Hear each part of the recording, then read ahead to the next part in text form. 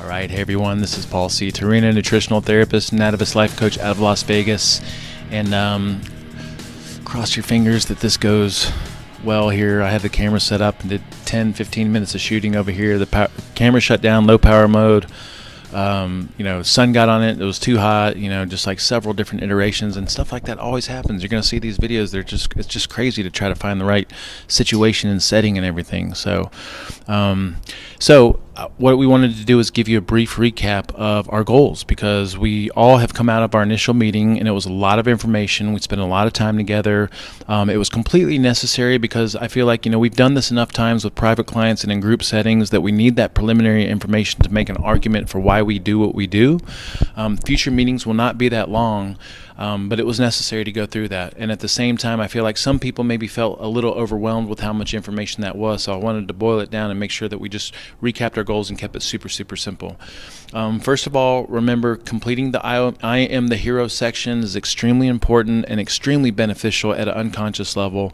Most of us have not done that kind of work in a really long time, where we sat down and actually thought about what are the difficulties that I have in my life, what are my strengths, what are the things that make me feel good, and what do I want? Like, what do I really want in these different areas of my life? What we find is the more nutritionally sufficient you get and the less toxic, the better you think, the better you feel, the more this deep work makes sense. But most of us haven't done this in a while, so to sit down and do this stuff, even if you never went back and looked at it again, at an unconscious level, is extremely beneficial and extremely powerful.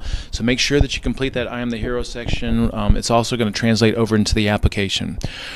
For the food, keep things super simple. We covered a lot of preliminary information making an argument for why we eat the way that we eat, but when it boils down to is like, eliminate the foods to eliminate, eat the foods within the 5 food groups according to the ideal day's meals, meaning don't start the day off with sugar and starches. Make sure that you start the day off with a signal of raw materials and nutrients, and also a signal of self-sufficiency or fat for fuel. Other than that, keep it super simple. Don't worry about portions. Don't worry about meal timing. If you have to snack in the beginning, that's fine. If you start to experience a little bit of nausea, headaches, and low energy and things like that, if you feel like eating a little bit of something like some protein, a hard-boiled egg, a piece of bacon, a little bit of butter, that's going to make you feel better, then go for it. And what you're going to find is you adapt, you're going to have less and less of a need to snack, and you're going to be more towards those punctuated meals. Ideally, I think most people are going to benefit from having a breakfast, lunch, and dinner situation, but feel it out and experiment, and just understand our ultimate goal is nutrients and self-sufficiency, and then be easy on yourself with the rest of it. We will go through some restriction. We will go through some phases in the future where we start to pull back on stuff. But right now, we're just trying to get the basics down, all right? So keep it super simple. On labels, make sure that you're reading labels on everything and being aware of your sugar intake and the toxic deal breakers. If you're eating out at a restaurant, you know enough to ask the right questions. You know enough to order the right foods. Just make sure that if you're not sure what it's being cooked in, that you ask a question about it. If you're nervous or kind of timid or shy around that, just be super nice and super tactful. Ask the waiter, ask the chef, ask a manager, and try to get some more detailed information there. Be super pleasant, nice. People, don't mind giving you that information. Now, if you find that something's being cooked in the wrong kind of oil, you can always ask that they cook it in butter, and most restaurants are going to have that. So that's it on the food. If you have any questions or any issues or concerns as far as that stuff goes, you can always post a comment or post in the Facebook group or send us a message or something. Now, something that we didn't get to cover in detail that I wanted to, but we were just going into so much time, that is the priming and practice session in the morning. So I cannot emphasize how powerful and profound this process is that we're going to hone together. Ideally, what you're going to do is find yourself a quiet spot that is your special place that you're going to do this every morning.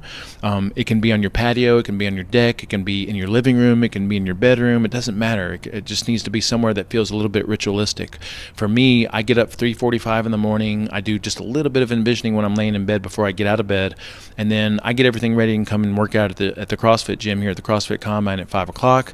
After that 5 o'clock workout, then I do a walk with Conan around to this park, and by about 6:30 or 7, I'm sitting at the park going through my whole priming and practice session. So my point there is, it doesn't have to be at home.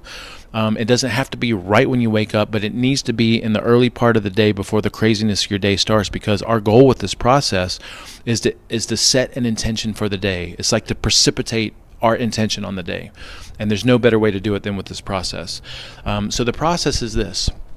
We sit down, we put ourselves through a state of gratitude, and we just sit and think about things that we want. And remember from the guide, gratitude is extremely beneficial because it's a state changer, meaning that if I sit down for my session and my mind is going with something, or I just had an argument or a text message, or just for whatever reason I'm kind of stressed out about the day coming up, thinking about things that I'm grateful for changes my state into a more positive state. And then also thinking about things that I'm grateful for starts to align me with those things that I want to bring into my life. So gratitude is the best way to lead into this process. Then we want to meditate for 5 minutes. And for meditation for us right now, that means simply sitting in silence for 5 minutes. You're going to have a timer. You're going to hit the timer for 5 minutes, and you're just going to sit and be and listen and pay attention. And that's all you're doing. If you notice yourself start to think about things or get a little bit stressed out about things you got coming up in the day and the timer's not done, then just notice that tendency and come back to just being present and listening and just being, in whatever it is that's going on around you. And then after that 5 minutes of silence, you want to read through your envisioning statements. And the reason that order is so beneficial is because, remember, gratitude is a state changer. Meditation cultivates and calms your mind, your unconscious and your conscious mind. And then reading envisioning statements starts to plant these seeds of opportunity into that fertile ground.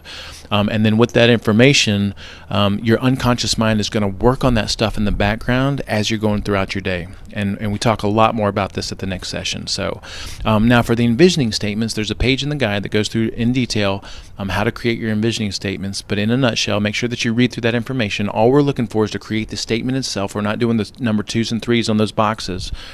So what you want to do is think about what's optimal in that area of your life. Like, think about what is the dream state? What is the highest version of yourself possible in that area?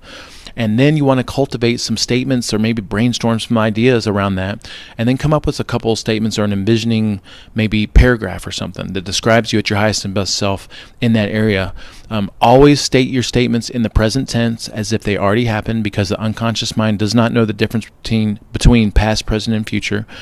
So if I state a statement that says something like, I want to be fit, healthy, and lean, to my unconscious mind, I'm in a perpetual state of always wanting to be, and I'm never there. So what I want to do is trick my unconscious mind into thinking that it is what it is. And my unconscious mind will start to facilitate that by changing my behaviors and changing the way that I interact with my environment. And I don't even notice this stuff is happening. I always want to focus on what I want versus moving away from what I don't want. Okay, so as an example, if I have a focus that is, I just don't want to get a disease, I don't want to get cancer. That's one of my health goals. Well, the focus is cancer, and to the unconscious mind, it just picks up on the term cancer, right? That is very different from me saying I am vibrant, optimal, and clean, or something like that. That feels different, right? If I say something along the lines of one of my financial goals is I just don't want to be broke for the rest of my life, right? The focus is broke. Versus if I say I am financially free, everything that I own is paid for, I have financial and abundance and material wealth, or something like that. Like, that just feels different. You can say those two statements to yourself, and you can notice like there's a tightness that goes with the moving away from the negative, and there's a very uplifting, positive feeling that's associated with those positive statements. All right. So always think about what is optimal, state it in the present tense, towards what it is that you want. Do the best you can with it. If you have any questions or you want someone to review that information, you can always send it to us and I can review it and give you some tips and hints. I do that all the time with private clients. So, and then those are the statements that you'd read after your 5 minutes of silence. So again, find a ritualistic place, set aside about 7 minutes or so, put yourself through a state of gratitude, sit in silence for 5 minutes, and then read through your different envisioning statements. And that's the simple process that we're going to hone over the course of these 10 weeks, all right? So be diligent, be 100% diligent. I'll tell you, the people that see the most results out of this program are the people that put the most work into it. The people that start out and everything's super easy and they skate through the first couple of weeks, they have a hard time if they're not putting the diligence in.